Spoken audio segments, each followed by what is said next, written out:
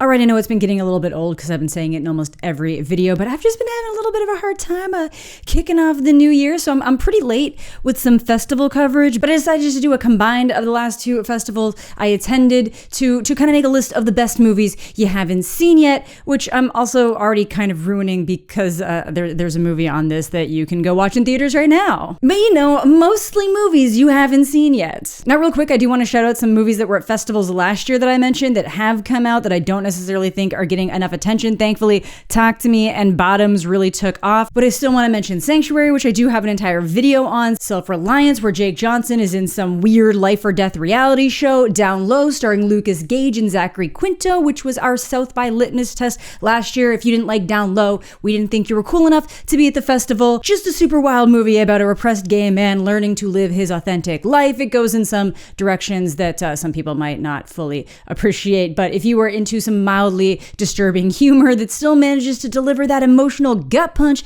at the end, please give Down Low a watch. Eileen is a pulpy little weirdo movie with Thomasin McKenzie and Anne Hathaway, and Perfect Days is finally making its way to streaming, and that movie kind of fixed my soul. Oh, and I Used to Be Funny still isn't out yet, but I have been seeing some limited screenings in weird areas, so keep an eye out for that, and please ignore the trailer, which I find does not accurately convey the tone of the movie because of the really horrible stock music. Also, just to let you know, a lot of the movies that I mentioned here today, I have detailed reviews of over on the Intercut podcast channel, all spoiler free unless we state otherwise. So if there's something I don't mention here, it might be in a video over on that channel. And right before we dive in, let me know what movies you guys are most excited to see from this list. But let's get into the movies, starting with one of my favorites on this list, and I will do a detailed video for once it's available digitally, but since it's in theaters now, I will start off with Love Lies Bleeding. I waited over 3 hours in line with a ticket to be one of the first people into this movie. Like when people were walking into the movie that started before it,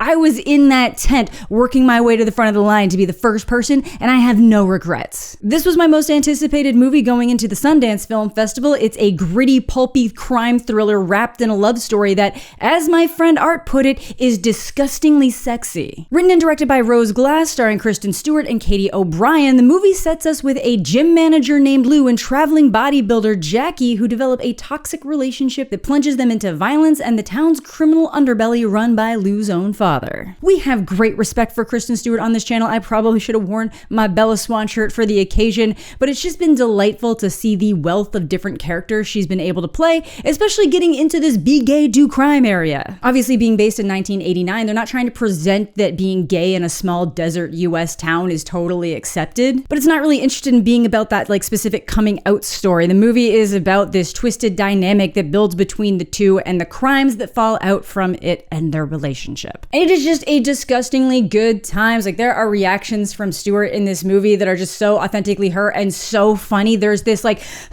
reaction in the movie that is just so damn good. Are you threatening me? Yep.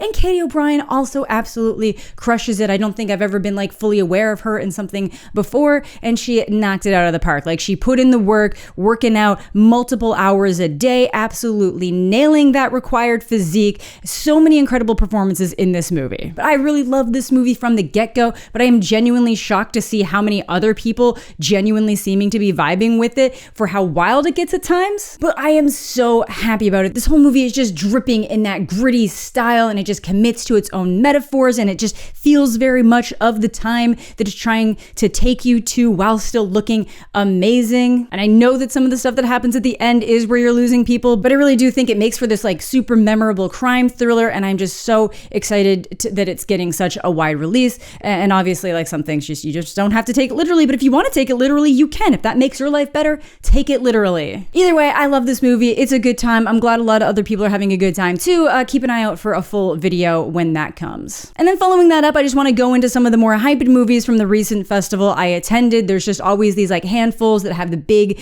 important Paramount premiere slots. They only usually have one showing for the entire festival, and then the ones that people seem to be the most excited about, starting with Y2K, which was one I know a lot of people were excited about because of Rachel Zegler, but I was super hyped for this one because I distinctly remember when we were going into the year 2000 how panicked people actually were, all the things people were were worried about, even if they didn't fully understand why they should be worried. That like genuine fear for a global collapse because we weren't sure if computers were going to be able to like handle turning over into the new century or even know how to. Like, we didn't think the actual world was going to collapse, but we did think that anything digital was going to like suffer some massive failure. Take that and make it a horror comedy with Julian Dennison written by the Brigsby Bear guy, and I am so on board. Sadly, I do end up a little bit conflicted with this one. I had so much fun at so many moments of this movie, but I do feel like it's incredibly top heavy. Basically, once it tries to get more into that horror element, or at least getting into that area of the story, I do feel like it loses steam, mostly because of a decision they make with a character at the end of that first act that I really just feel cut the legs off the rest of the movie. It really just like pulls the heart out of it. And I think there was a way to kind of walk that back later in the movie, and they just like don't do it,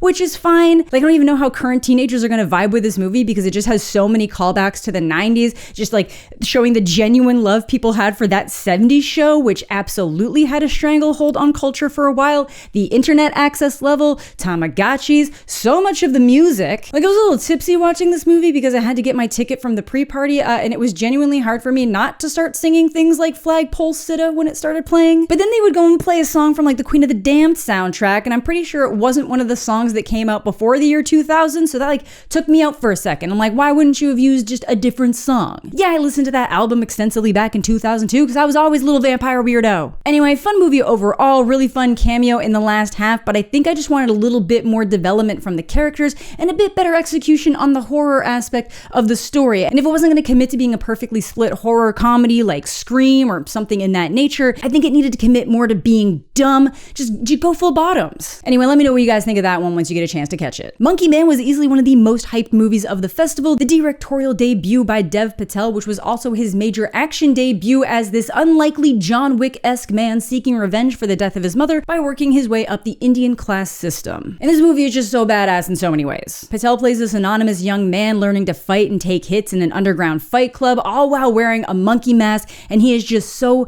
badass. This isn't the fighter that's instantly gonna kick everyone's ass. He's gonna take brutal hits, he's gonna lose sometimes, but he's never gonna give up. There was a kill in this movie that I've never seen executed before that was so damn creative, and I just love it so much. Sadly, I don't think it's a perfect movie. I do think that there's a very substantial lull in the middle. I think some of the politics are a bit muddied. Even people with more knowledge of India's structures said similar, so I think this just needs like a little tightening up in areas, but I do like that it showed how connected the political, religious, and financial elite truly are. Though it seems like there might be some suppression of the original intended political commentary going on for the wider release, which is kind of interesting to see happen and kind of disappointing that they're actually changing things for it, but still waiting for more info on that to come out. But the areas this movie does right, it does them so well. It is a movie that wears its inspirations on its sleeves in the best way. Like, you'll feel the Korean influence, definitely the Indonesian influence with movies like The Raid. I love learning about the Hanuman. I think the intro of this is amazing. I think the ending of this is amazing. It's just like that middle that left me feeling a little bit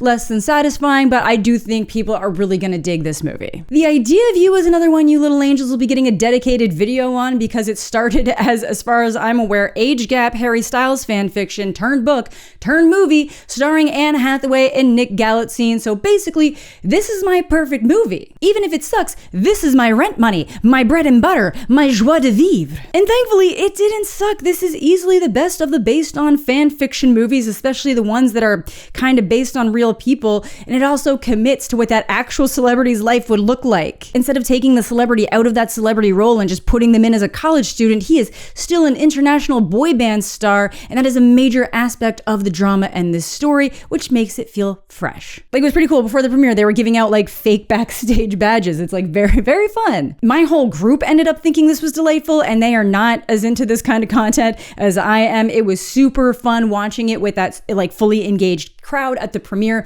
because people were just so into it. Just so many oohs and ahs and like woo anytime something like remotely good happened. This is just a really solid movie in that rom-com genre that's completely willing to make fun of itself in the areas it needs to while giving me some literal mommy moments. And the songs that they made for the boy band were actually good. Like, you could really feel that, yeah, like if that was a real band, it might not hit the levels of a One Direction, but like It was solid stuff. I'm just very excited to do my little deep dive on this one, and I hope you guys are too. Civil War is one of the most anticipated movies, not just of this festival, but of the entire year, by director Alex Garland. This is easily his most grounded movie, which essentially feels like a parallel present where the United States has descended into a civil war. We are following the ground coverage with a group of journalists. This is going to be a very polarizing movie, not necessarily always because of what the movie itself is doing, and more for what it's not doing. This ends up being very apolitical for a movie that's called Civil War that's coming out in an election year, especially when a lot of idiots seem to think they'd welcome a civil war in their backyards. And that's what it feels like this movie is going for, documenting the reality of what that would look like in the United States. The idea that these war photographers and journalists would go all around the world to send back these images, videos, and stories to show exactly why you'd never want it in your backyard, only to have it escalate to that. And by apolitical, I mean that this movie doesn't even really try to talk about ideas of left and right. All we know is that the president has forcefully stayed in for a third term, disbanded the FBI, and done a handful of other things to suggest that he was pushing for more of a dictatorship and how the states divide up to deal with it. So you end up with Western forces led by the first and second republics of California and Texas. Right there, you know that this is not trying to engage with a modern political reality. You don't know what side they're fighting for. Someone's trying to kill us. We are trying to kill them. Then you've got the East Coast technically aligning with the Bible Belt, but you could just choose to take this as the top power got so corrupt that we'll team up to get things back to the usual shit show and go our separate ways. I do think the area that this movie really shines is in those performances. Kirsten Dunst is giving her career best in a very uncharacteristic role for her. This seasoned war photographer made mentor to this young straggler played by Kaylee Spaney. Someone who's absolutely not ready for the realities of war, even though she's purposely been seeking it out. And Wagner Moura is just so emotive in this movie. He really gets off on the action. It's basically the only thing that makes him feel alive until things start to feel more real. And Stephen McKinley Henderson is fantastic, as always, as this reporter who simply refuses to give up despite his age. On a technical level, this movie really feels like a feat. I was lucky enough to catch it in IMAX with the 12-channel audio. But even at the other screening, my friend said the audio just really pulls you into this reality. Possibly a little bit too loud, though, if I'm being honest. Unfortunately, there are moments that just end up reminding me of The Purge, but I guess it's hard not to when that's really the only other movie I can think of that shows that much large-scale violence from government and people in the city streets of America. I don't think this is a perfect movie by any means. At times it does really just feel like it's moving from set piece to set piece. Kaylee's character does some of the dumbest shit I could possibly imagine that led to actual verbal reactions in the theater. I think some people are going to get into some very wild online debates about this movie or the lack of what this movie goes into, but in terms of it being a documentation of war at home, how that changes you, how much does it become about documentation and reporting versus your ego and personal goals, that's where it shines. How much will you sacrifice of yourself for the shot? Well, you're American, okay? Okay.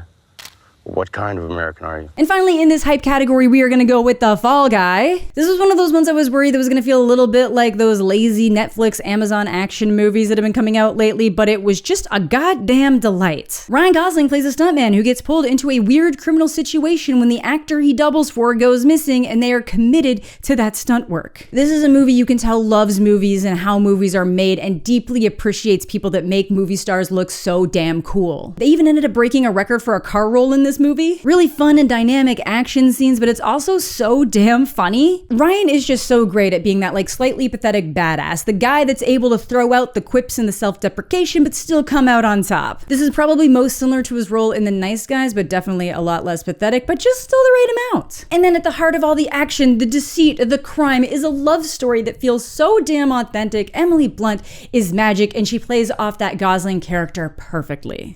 Slap the shit out of you. I really could. And I'm open to that in a safer environment. This is just an incredibly fun movie, something that's worth turning out to the theater for the spectacle, for the heart. It's just got a little something for everyone and does each of those aspects so well, which is harder to achieve than it sounds. I did love Bullet Train by the same director, but I know a lot of people didn't. I just want to let you know it doesn't feel like Bullet Train outside of just how dynamic those fight scenes are. This feels like a lot more of an easy crowd pleaser. There is a damn Taylor Swift bit in this that is so good. What are you doing? Have you been crying to Taylor Swift? I was absolutely delighted, and it ended up being my favorite first-time watch of that festival. And I do have to say thanks to the lovely folk over at Universal, specifically John Luca. He is the only reason I managed to make it into this movie. This was wrapped around the block. So many people got turned away from this movie, including every single one of my friends. And I also got to sing some karaoke in the presence of Ryan Gosling and the rest of the cast while Daniel Kwan was singing Backstreet Boys Back at Me. Wild experience. But now let's let's dive into some of the weirdest movies you haven't seen yet, or some of the weirdest ones I saw. Maybe one of these doesn't necessarily fully match that criterion, but we'll start with that one, with A Different Man, which was definitely one of the most intense movies out of Sundance. It's not in the midnight category, but absolutely has so many body horror elements that could have earned it a place in that category. Starring Sebastian Stan, Edward is a man born with neurofibromatosis, aspiring to be an actor who goes through a drastic medical procedure to change his appearance. But his dream face quickly becomes a nightmare as he loses the role he was literally born to play to someone with the same condition as him, who's been able to live his life with the confidence Edward was never able to find himself. This leads to a violent obsession to reclaim the life he feels he's lost to some devastating consequences. But this is a very unique movie, engaging with the things the movie's addressing and how that applies to real life scenarios. The director specifically wanted to address this whole idea of, should you hire this famous, handsome person and use prosthetics and effects to give them the condition you're trying to express, or do you find someone who already has that condition? The movie does both to examine the issues that both of these arguments have, how people say they want it to be authentic, but then don't turn out to those movies the same way they do for the guy that was in Captain America. Really interesting watch, definitely goes off the deep end at times in really fun ways. There's a couple things I absolutely did not expect to happen that then do. Absolutely worth checking out, but I do feel like that this probably would have felt quite at home in the midnight category. Dead Male is a weird little unique drama thriller something that almost feels like it was made in the 90s, lost in some basement, and then released now for the masses, and I mean that in the best way. It starts with this battered man desperately trying to drop a bloody note in a mailbox before someone closes in on him from behind, and then that note lands on the desk of Jasper, a dead male investigator tasked with getting lost mail back to the sender or the rightful recipient. And then it just kind of loops you back through the story for how you get to that moment at the beginning, so it almost feels like a time loop movie without actually being one. The antagonist in this movie is genuinely one of the most unsettling on-screen characters I've ever encountered, which is why I'm putting it in this weird category. The whole movie just has this like unsettling weird vibe to it, but it works so well. Definitely one of the ones that firmly feels like an indie movie at the festival, but that does not mean that it is bad. I'm just excited for people to see it. Definitely keep an eye out. And then what has to be one of the weirdest movies I've ever seen in my life, Sasquatch Sunset. No dialogue, just following this unit of Sasquatch as they try to survive in an ever-changing world they can't conceive to understand. It is the most moving and somber movie featuring literal shitting, pissing, coming, and crying that I've ever seen in my life, and I don't know if I'll ever see something more of that ever again, which is probably good. I ended up liking this movie so much more than I thought I was going to. It did have some of the most walkouts I've seen at a festival, but the people that were into it were so into it. Like, we're walking out of the theater and people are giving the woo little whoops. It's absolutely worth watching for the commitment to the story alone. They actually do a really good job with the body prosthetics that I was having a really fun time figuring out like who is who, because like Jesse Eisenberg and Riley Keough were in this as two of the Sasquatch. So it's a weird one. A lot of people are going to really hate it, but it kind of ends and you're like, oh my God, that was like saying something. But yeah, I'm probably never going to watch it again. And now let's just finish it off with some of the other highlights from each of these festivals, going into the one that I was like the most genuinely excited about by the end, and the ones I ended up liking the most. Starting with I Wish You All the Best was the directorial debut by Tommy Dorfman based on the book by Mason Deaver that she connected with so heavily during her transition, and it's just a very nice coming of age story about a teen trying to navigate being non-binary and trying to figure out how to just feel comfortable in their own body, which regardless of who you are, I think we can all like connect to at some point in our life, maybe not, but I just felt like a really nice progression in these queer stories that are just so important to tell. There's some real standout performances from so many of the people in this movie. Alexandra Daddario playing the older sister who's been the victim to the same parents, but is also able to open her home to Ben, and Cole Sprouse, who plays her husband, who has genuinely reached new heights in this brother-dad type role. It's always weird to see actors from my childhood go on and be these like adult roles, but he really nailed this. I do think some of the story progression in the movie feels a little bit abrupt. I also feel like aspects of the core relationship between Ben and Nathan move a little bit fast, especially compared to the book. But I think if you're a fan of coming of age stories and YA books, this should be right up your alley. Thelma is a badass action comedy starring 94-year-old June Squibb trying to get her money back after being scammed by one of those "your grandson's just caused a massive accident" calls. I think this is just a nice little movie about her and the grandson learning to gain and regain some independence from the the world around them. It's very sweet, very funny. Your Monster might have been one of the best crowds out of Sundance. It was the last weekend of the fest. Tons of people were already gone, and the library was packed and hype for this experience. Starring Melissa Barrera in what I believe to be her best role so far, Your Monster tells the story of Laura, a young actress whose life is all but fallen apart, striking up an unusual friendship with her childhood monster in the closet. Goofy premise, but what this movie is going for is very fun. It's shockingly romantic at times for how ridiculous it is, and once it gets to the final moments of the movie, I was kind of just left like, oh my god, did that just happen?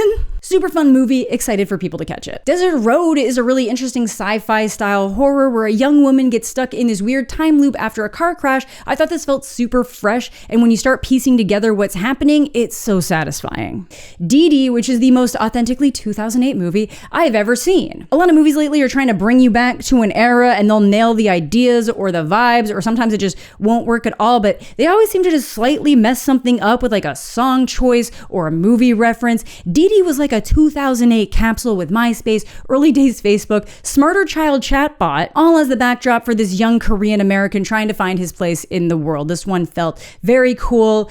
We all really enjoyed it, so keep an eye out for DiDi. Things Will Be Different is a very fun little sci-fi flick produced by two of my favorite sci-fi directors, Benson and Moorhead. This was written and directed by Michael Felker, who actually started as a PA on one of their early movies, and this absolutely feels like an extension of their sci-fi world that always ends up feeling so satisfying because their movies always play in a grounded area that feel like we could be living in that world. It's exactly like our own, but then some like wild shit starts happening that's either taken as normal or it's just like it would be exactly like if we stumbled across some like weird thing happening in the world. And this movie is no different. We have a struggling sibling relationship at its core. They've committed a crime that should lead them to better lives, but they need to lay low for a couple weeks for the heat to die down and do this in a different timeline of sorts after finding some mysterious aspects to this farmhouse. But it seems like they aren't as aware of this house's secrets as they initially thought, as their relationship and this scenario are pushed towards a breaking point. Very unique, very interesting, always keeps you thinking about what might be happening, absolutely worth the watch and the follow-up discussions you're sure to have. Presents. I can't say too much about Soderbergh's Presents without spoiling it, but what makes this fairly basic haunted house movie so interesting is the way they chose to shoot it. The base premise will sound so familiar. A family moves into a home and one of the children quickly starts to feel a presence in her room. As we're given a voyeuristic look at this family, their priorities, the imbalance in care towards the kids as they try to figure out more about what may be sharing their space. This is a movie that will reward you for paying attention. I figured out what was going on well before it happened, but that didn't feel bad. It felt cool to be right. I do think there's one character that might have felt like a little bit overly cringe in dialogue, and it was definitely intentional, and I did know people who talked exactly like that. Overall though, a very cool little movie, and it is a breeze at 85 minutes. Easy recommend. I Love You Forever is another one we have a full video on over on the Intercut podcast, but if you've ever been in an emotionally abusive relationship, this movie will probably hit very hard, but it's also so damn funny. Written and directed by Kazi David and Elisa Kalani, I Love You Forever follows Mackenzie, who strikes up a relationship with the seemingly perfect Finn until that romanticism starts to take a dark turn. In the Q&A, they specifically said they didn't want to use a lot of pop psych words and terms like love bombing or gaslighting because they're used so wrong so often. They just wanted to accurately portray what those things are in a movie, and my god, did they succeed. I felt like some of it may have escalated too quickly, but based on certain people's dating history in this movie, I believe that it probably did escalate that quickly in their reality, but none of it ever feels over the top or inauthentic. And if it does, congratulations on your very healthy relationships, or maybe you're the person doing it and don't want to see that in yourself. But yeah, some of this hit way too close to home. But I also think it makes room for the ways that we can all individually take part in unhealthy relationship behaviors because of different insecurities or jealousies, while also absolutely drawing the line on what acceptable behavior is. So if you recognize some of these behaviors in yourself, don't immediately start freaking out. Just maybe be more conscious of that later. Unless you threaten to kill yourself in relationships, if they leave you, you have to stop that. That's a line there. We don't cross that. Don't do that. Everything I'm saying sounds very intense, which it is, but like I mentioned, this movie does such a great job consistently infusing humor so you can actually make it through the experience without wanting to completely die. I thought it was a really great movie. Someone please pick this up for distribution. I was just like so impressed by how well it juggled that tone. A Real Pain is Jesse Eisenberg's second foray into the world of directing after his debut of When You Finish Saving the World, and this time it's with a story that he wrote himself based on a real trip he took with his cousin to Poland to visit the house their grandmother escaped from and other key Holocaust locations. This movie just ends up being like a really great look at generational trauma, how it trickles down through the people who could only worry about survival, to the people who had to worry about building a life, and finally to the current generation. And I think he made a fantastic choice casting Kieran Culkin as his cousin. It is just so interesting to see their personalities play off each other. Eisenberg's own neurotic, awkward personality being held to the whims of the more eccentric Culkin. These are definitely career best performances for the two of them, but Culkin in particular does so damn much in this movie. It is heartbreaking. Absolutely recommend this one and other, what I would consider the sophomore step up for the second movie someone chose to make. It's What's Inside is such a fun horror adjacent thriller that I'm glad got the bag purchased from Netflix, but I'm also depressed that it got picked up by Netflix because there is nothing more satisfying than watching this movie in a crowded theater. There's an aspect of this movie that they really don't want people talking about, but when it's out, I am absolutely going to be doing a deep dive on the editing and a lot of the different stuff they do to progress the story. But the best way to describe this movie, with no real spoilers, is as the most intense game of mafia or werewolf you've ever experienced. You got a group of college friends who haven't really seen each other in about 10 years since graduation getting back together for one last hurrah before one of them gets married. But as with many of these friend groups, there are some lingering dramas from the past ready to sneak their way into this party environment. At its heart, we're really following this one couple in the group and how they've been obsessed with the same person for very different reasons and the lies they've been telling themselves to keep this relation chugging along,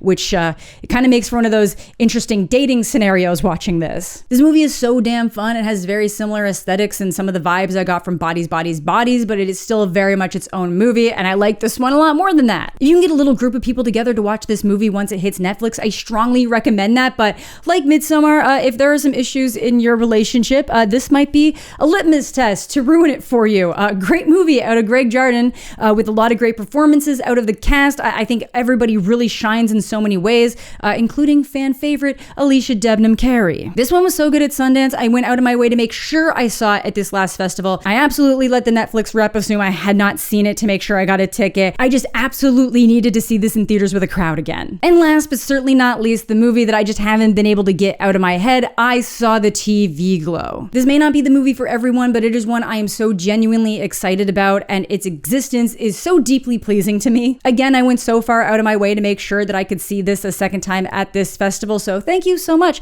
for the folks over at Fonz PR for getting me into this and many other movies at this festival, because this is one that I needed to see it again. I tried to see it again at Sundance, immediately couldn't make it in. I'm so happy I caught it here. This is a movie that actually feels like it's doing something. It has a clear vision. It's approaching it in a super novel way. Everything from the visual to the sound to the songs are working in service of this movie's clear ideas, and it's so refreshing. This is a movie that specifically made me start feeling more negative towards a movie called Love Me that was at Sundance, because that movie felt so stilted and uninspired and not interested with examining any of the concepts deeper, while TV Glow is getting in there. I don't even feel bad being mean to Love Me, because I don't think that Kristen Stewart or Stephen Yeun liked it that much after they watched it either, and the whole festival they're trying to tell me that movie is going to change the landscape of cinema, that is doing something so fresh and new, and it's basically the equivalent of taking someone from the metaverse and putting them on screen for part of the story, and you're telling me that's going to change the landscape of cinema when you have this movie in your festival?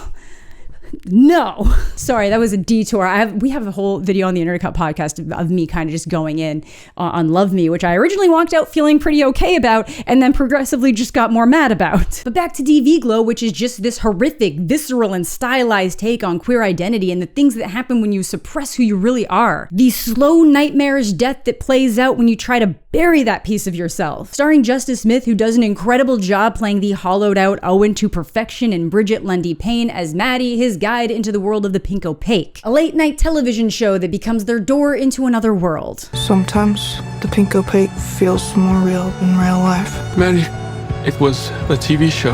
This movie ends up doing some very cool things with nostalgia, how certain pieces of media shape us at periods in our life that we may not ever be able to get back to, and how we alter those memories within ourselves. Once you realize what this movie is doing, things will just start to burrow in your brain. Like, there are lines and moments in this movie that are just burned in my skull. It also has an amazing soundtrack that director Schoenbrun commissioned specifically for the movie by their favorite artists. So we see Sloppy Jane, Phoebe Bridgers, Yule. I can't wait for it to drop. I really can't stress how much this movie does well. It feels so unique to itself. This is so incredibly important as a movie for the very original exploration of identity, and presents that conflict with identity in a way that simultaneously feels like background noise, because that's what Owen wants to see it as, but also as the most important thing happening. It largely takes place in the 90s and early 2000s, and it just feels very authentic to what it felt like exploring those aspects of gender and sexuality in a time where it wasn't as discussed. How much easier it was to just completely push aside who you are, or just ignore that thing to yourself because no one else wanted you to acknowledge it in yourself either. I just think it's really cool that movies like this exist now, that they'll be out there for people that need them the most, that they don't always have to be nice and sentimental or traditional coming of age stories, which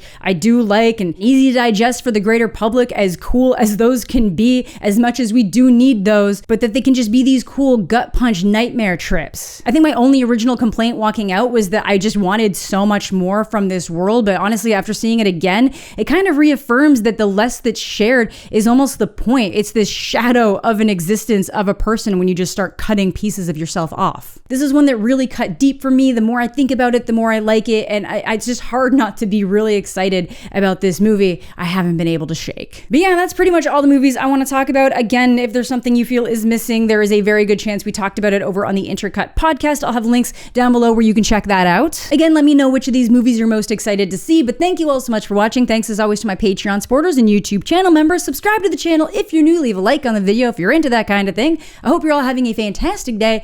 I'm mostly okay, and we'll catch you all later.